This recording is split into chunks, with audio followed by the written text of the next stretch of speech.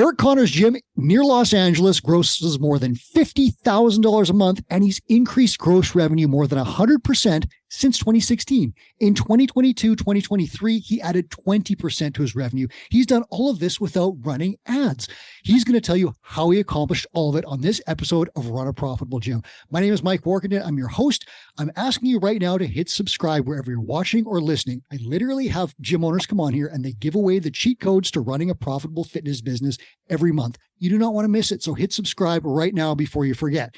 Now, Eric, we've got some great stats to talk about. Welcome to Run a Profitable Gym. Thanks, Mike. It's my pleasure to be here. I can't wait to dig into this, so I'm just going to go right to it. You're grossing over $50,000 a month US in a really tough market. Los Angeles, California, San Diego, that whole area is saturated with gyms like yours, CrossFit gyms, functional fitness gyms. What is the number one reason you're able to gross so much in that tough market? That's a great question. And it's difficult to narrow down to, one thing. But I guess the biggest thing I could say is, like, looking from the outside perspective, it would just be multiple different revenue streams would be the biggest one. But also within that, really the mind shift of treating it like a business is really what has to happen. Okay. So those are two huge ones. When I started my gym, I treated it like a hobby. The revenue looked like it was a hobby and we only had one revenue stream. It was, guess what? Group training. That's the common one for everybody. I didn't realize that there could be other revenue streams. When we started doing that, Two Brain taught us how to treat it like a business and add revenue streams. Things got better. So we're going to dig into your answers. I'm going to get into deep detail so that people know exactly how you generated this revenue. But first and foremost, give me the 411 on your business. What are you selling? What do you do? How much space do you have? Like, give me the 60-second summary of what your business is all about. Yeah, of course. So I am a CrossFit gym. We have a CrossFit gym. We've been open 10 years, just over 10 years now. We have a 5,300 square foot facility where we run group training, personal training, nutrition coaching, youth training. Mm-hmm. A majority of that is group training at the current moment, but we do have a breakdown of those different offerings. We have an on-site sports chiropractor who subleases 2 rooms from us, and he's been involved with me since I helped open a CrossFit gym before ours. So he's been with me for about 13 years. And so we have multiple offerings all over for all different levels of people and ages, ranges, demographics, and needs, to be fair. Is your rent in that space pretty gnarly? I know that the real estate out there is pricey. Yeah, that's our biggest hurdle, to be fair. So to be very honest, we just had another rent hike, which really happens every year, but a bigger one because of a new lease. And this next calendar year will be $200,000 of rent that we'll pay in the whole year. Whoa. So that's, what are we looking at? I'm not good at math. Was that 16,000 a month or something like that? Yeah. It's just over 16. It's about 16 and a half. And then it's going to kind of alter a little bit with different reconciliations and things of that sort. Okay. And you've got some, I think is it 2 full-time staff members who actually have a benefits plan and so forth? Is that correct? I do currently, and I have one other one that's actually growing in right now. So we just literally kind of brought him on, and we're filling his calendar as of right now. So in the next month or so, he should be fully full-time. Wow. So you're running, I mean, this is like, it's a small business, but it's an actual business. And the reason I draw a distinction there is my business was a small business, but it was a small hobby, to be really accurate. Mm-hmm. You've got a business that's got like a huge rent commitment. You've got staff members. These are people who are building careers, and they've got like, retirement plans and benefits and so forth. And you're running this thing as a CEO. I know you also are getting into real estate investing on the side at the Tinker level, which is our upper level gym owners. You've got a ton of stuff going on, but you've got a real live business here generating tons of revenue and thriving and paying you a lot of money, which you deserve for being the owner. So I want to dig into that. And I want to help listeners figure out how they can do this too. So 2016, you increased revenue, you said 100%. And like ARM increased, I think it was the stats I looked at ahead of time were like 50% ARM increase, PT revenue increased like 500%. What are the steps that you did to start making these improvements? Like, what were the first things you did to start formalizing from being a hobby or, not professional to a professional real business that thrives? Yeah, I mean, there's a lot of steps there. I would say the first and foremost, kind of like I brought up in the answer before, is really it was a mindset shift. Mm-hmm. First and foremost. And that was the biggest thing. Then it's just literally putting the feet to the floor and learning how to apply everything to get there. What caused the mindset shift? Like, what caused that? What made you make that just flip the switch? So to be fair, in 2017 is when my son came. Mm-hmm. So we were working to get pregnant, trying to have children. I already have 2 step kids as well, but we were trying to have some of our own as well together, me and my wife. And I knew that if I really wanted to keep the gym, I'd have to really buckle down and make it a real business. We were coming up on our first lease renewal at that time as well. And then so I knew that was going to be a big hurdle because it's always going up really, and it's not going to get any cheaper out here. So it was really kind of like a crap or get off the pot type thing, where we had to just buckle down. And to be fair, in 2016 was when I started following Chris Cooper in a lot of his ways. Tried to do it on my own for a couple of years and really realized I didn't know what steps to take at what times anymore. And that was really when I got myself a mentor. I started with Coop. I did my intro call with Coop, and everything. And it was amazing. Yeah. I never looked back from there. So 2016, real life comes calling and you realize you can't play with housemen anymore. You got kids coming in, the whole thing, and you got to start buckling down in a big rent environment. You start following Two Brain, you start picking up all the free stuff we give out, and then realize that I'd like to go faster, faster, pardon me. So you call Chris himself, who was still doing those intro calls at the time, and you start taking action. So what were some of the first steps? Because the thing we pride ourselves in mentorship, and you are now a Two Brain mentor, I should tell our listeners, is telling gym owners what to do when. The exact right one thing to do right now to grow your business, then the next thing. What did Coop tell you to do, and what kind of steps did you take to start making these changes? Coop really was the one that got me started on then. Here's your mentor. My mentor at the time was Josh Price, who was an amazing person and a part of my journey and growth. But really, it was just buckling down. It was learning, it was a lot of things that really helped us was what we consider in the Two Brain world, the prescriptive model, and really understanding that. And so the intake process was before, and it's very common, I feel like in a lot of our gyms, is that we kind of project what we think people want or what they'll pay for.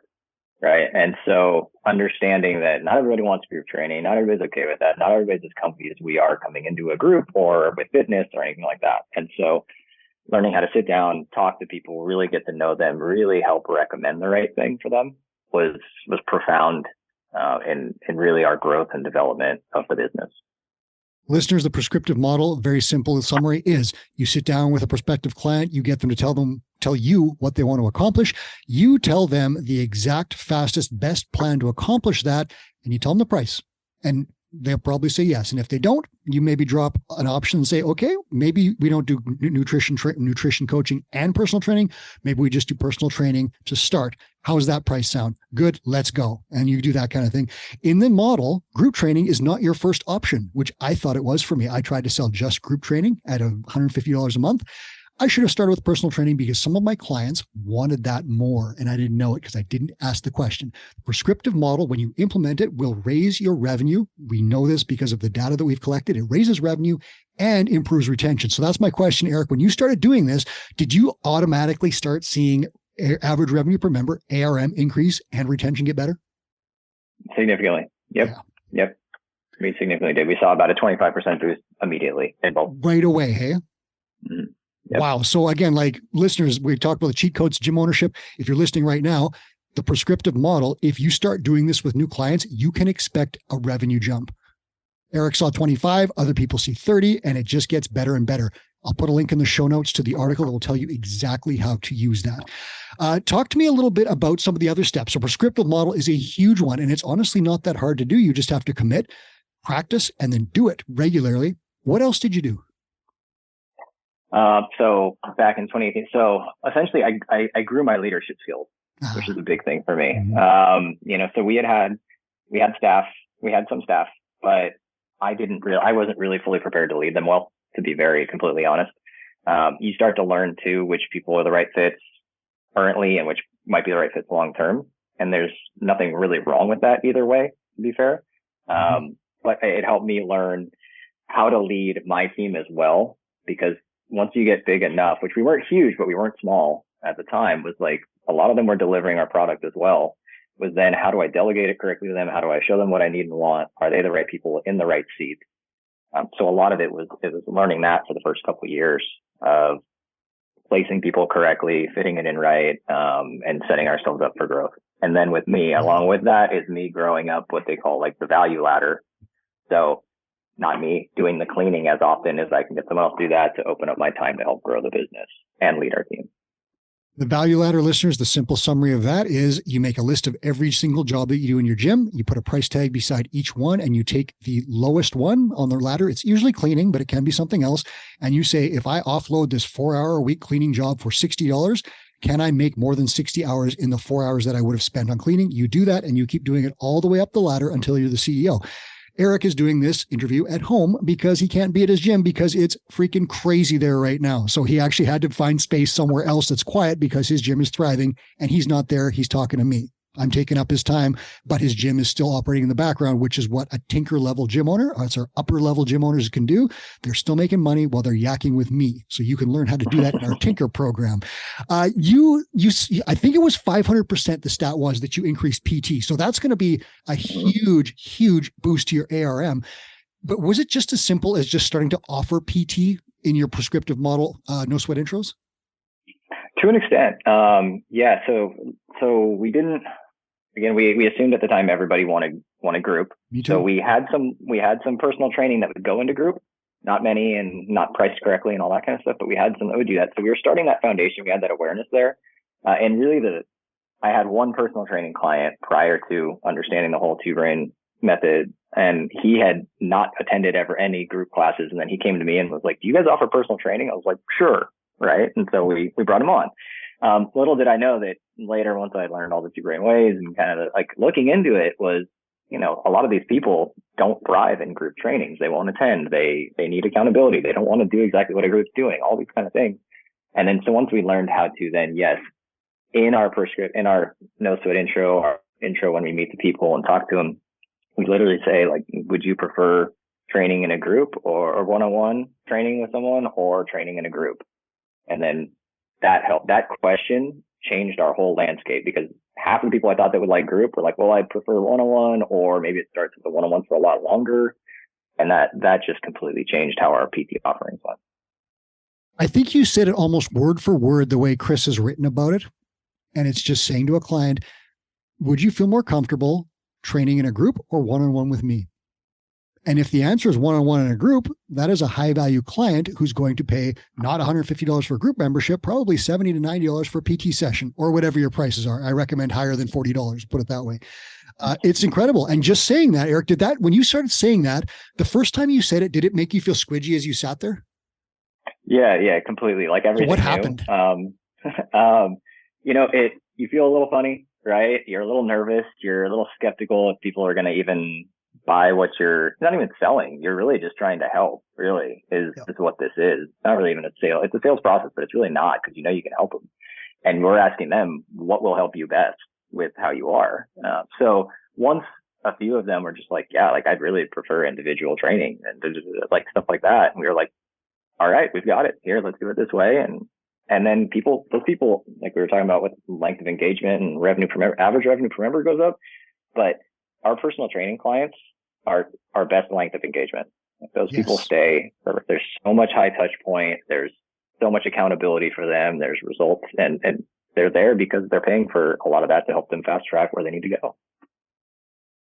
When a client says, I would prefer this service, it doesn't feel as difficult to close a sale, right? Because you're not ramming something on them that they don't want. They've literally told you, I want this high value service. You're like, okay, credit card, and it's an easy deal. Whereas for me, I was like, oh, I'm assuming they want group training. So I'm just going to, do you want to do personal training? And then I feel horrible about it.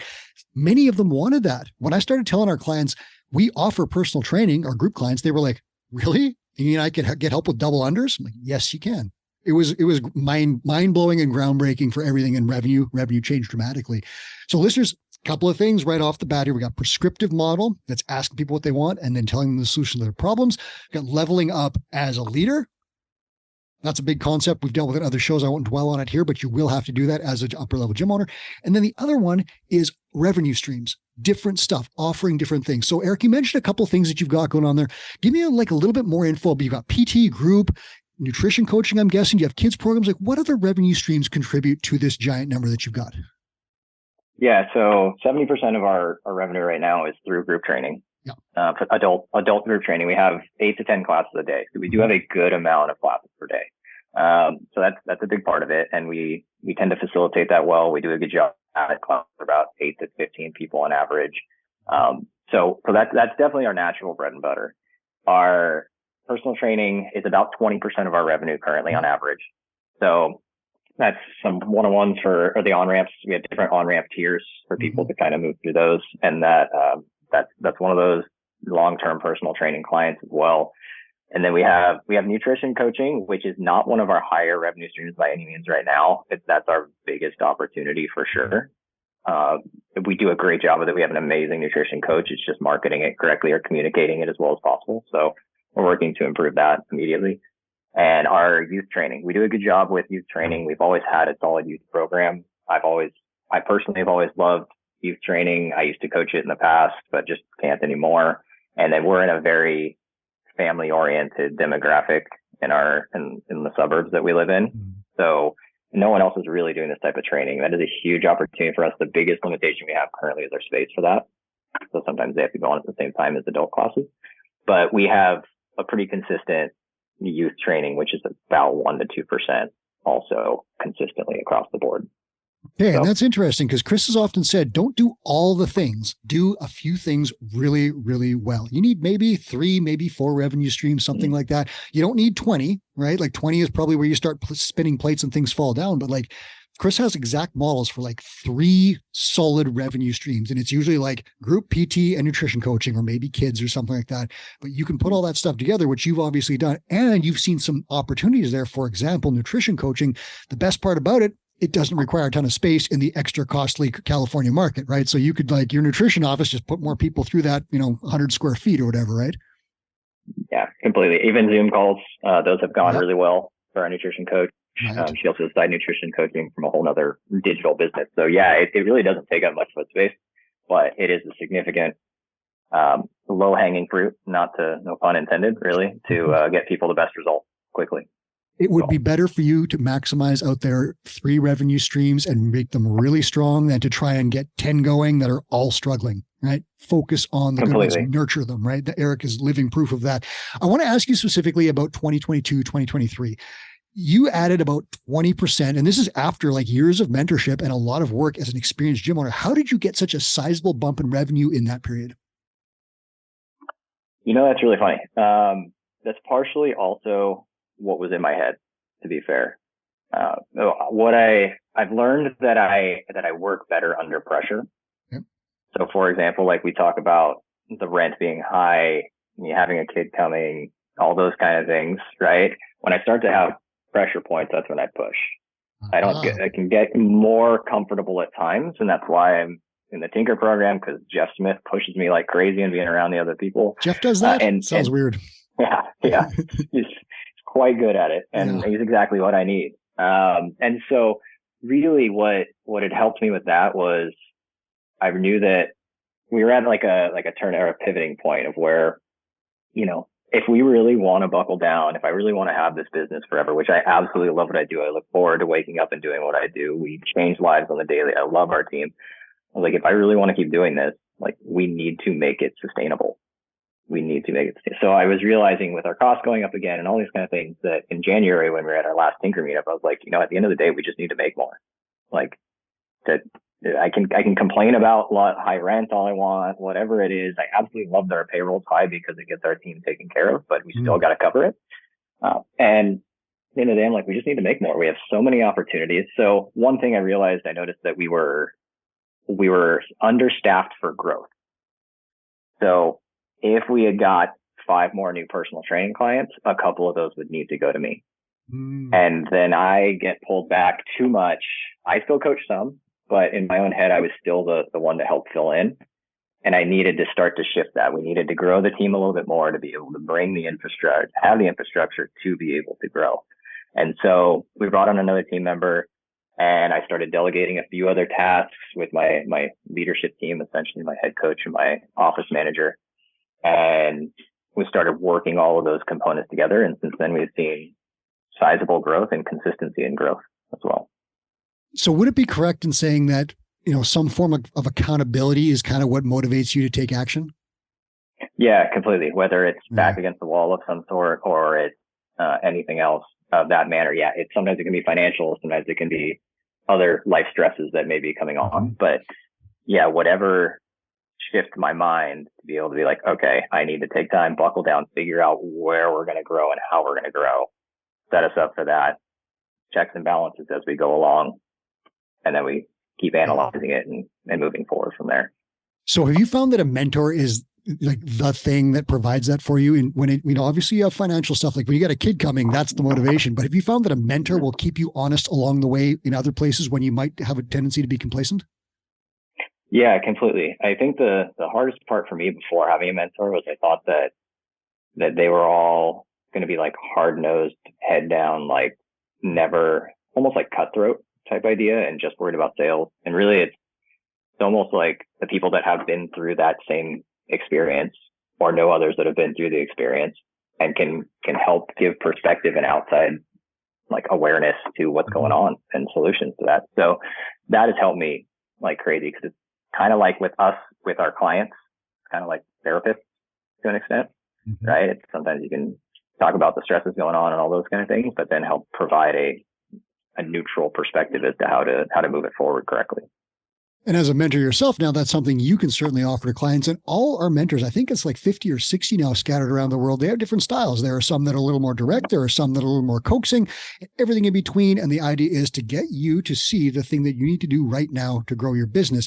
If that's something you're interested in, book a call, link in the show notes, and you can talk to someone about exactly how a mentor can help you grow your business. Now, I want to ask you this. You are not running ads, yet your business has been growing by astronomical numbers. So where are you acquiring? How are you getting these high value clients into your gym without ads? Yeah, that's a really good question. And to be fair, we haven't done it because we're stubborn. I had never learned it before and it wasn't the thing that was fully needed yet. We are setting ourselves up to be able to utilize them correctly. But about 50% of our people come from affinity marketing, which is essentially from our closest people in the gym, friends, families, referrals from within. So we've been in our same spot and our location in our city for just over 10 years, like I said. So we do have a sound reputation. We're known generally, or we're fairly a small city for our area. We have about just under 50,000 people. So we'll tend to know people. We've probably interacted with someone's parent or their kid or their spouse or their cousin or something like that. There's a bit of word of mouth in some of that and people that have had positive experiences in our place, whether they can stay or not. The other is really 50% come from the outside. A few walk-ins, not a lot. We are a retail space area to an extent, but it's not a lot of walk-ins. And a lot of it is just inquiries via our website, which is a GLM website, and other trackings there. So people may be searching for local CrossFit gyms in that manner, but we're working on tracking that even better for us. So benefit for you is that you've got 10 years of history in an area and you've obviously established a really great reputation in the community, which is fantastic. But let's not forget that like in that California community, there are dozens and dozens and dozens of gyms. I've seen maps where they're just clustered like 7 within 5 blocks and things like that. Like it's insane. So even just having, you've got 10 years of reputation, but you had to build that up and you had to find a way to stand out from the crowd. So that's something you've definitely done. You mentioned affinity marketing. That is not a passive process, listeners. That's not where you just like sit back and you're like, my clients will refer their friends. It doesn't happen like that. It is an actual program where you are encouraging people to bring in their friends and partners. So what's some of the things that you've done through affinity marketing that have really moved the needle? Because some listeners will say, referrals will just happen. What have you done to make them happen? Well, really it's via conversation. I'm naturally I'm very good with conversation. I'm very good with relationships. That's just one thing I enjoy. It's natural to me. And it's not just me that's running this. Obviously my team is running this as well, but we've always done, which is not a huge one, but we've always done before a bring a friend day once a month. Yes. We changed that more recently and we've seen good effects to a bring a friend week once a quarter. Makes it a little bit more, they can understand kind of our people and get to know our people more than just one day. We had some referrals that would come from that, but not as many as we needed. And then we do athlete check-ins. Some people call them goal reviews. We do those with our people formally, where we do ask, is there anybody else that we can help? But also we do those fairly naturally as well, just in the class, before or after class, being around. Part of my role at times is to be just floating around the gym floor before and after classes, just to talk to our people. It helps retain them. I enjoy the people. And we also can it opens up the conversation to them being like, oh, hey, my friend's been kind of struggling with this. We'd be happy to chat with them. We'll see if we can help in some way, whether it's their training here, we give them tips for themselves, whatever that is. So it's really just opening up conversation, but it's also being aware of kind of what things are coming in that conversation. Are they talking about a friend? Are they talking about a spouse? And then what steps can I do to help connect with those people to help them get where they want to go, or see if we can be the ones to help them there. One of the best places to have these conversations is in a goal review session, which you mentioned, you call them athlete check-ins. Do these quarterly with your clients. If you do, you will sell more stuff, guaranteed. I think the upgrade rate is something like 34% of people upgrade by about 30%. It's something like that, because they don't know about the services you're offering, and you can tell them more stuff, change the prescriptions, make things better, solve problems, and you'll retain more members. But in those conversations, there's actual playbooks that Two Brain has to tell you exactly how to ask, who else can I help? And this is not like a pushy kind of slimy thing. It's like, oh man, your partner is super stressed, and like, I know it's affecting you. Is there any way that we could help your partner? And they say, well, yeah, what if we did 2-on-1 personal training? What if we tried that? There are scripts for this. We actually lay it out where you can beforehand lay out the parts of your in your client's life. Who do they work with? Who do they live with? Who do they hang out with? What are they doing in their spare time? Start making these lists. There's an actual chart that Chris Coop has created.